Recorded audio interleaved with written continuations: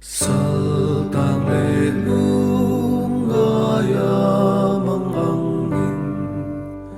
isuine karon panne isabay nalom na beising isu karon panse kanat na atidam na sungit tagsamai hausak na ringin sualakata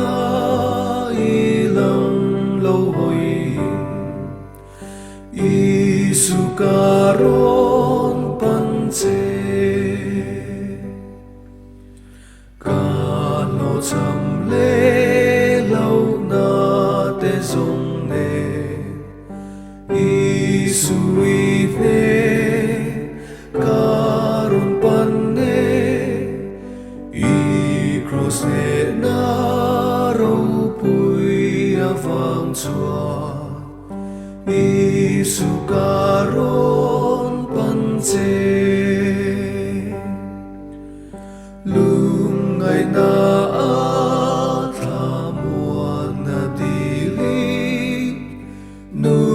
Sreong mahadam na songin tuar na atalo maaw suakin isukaron panse tapo na lebuay na trangin isuine karon panne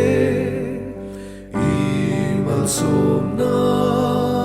atseng veturin isukaron panse imangay na aong renturi Beidon na alim na sang turin Trurawang at lokale turin isukaron panse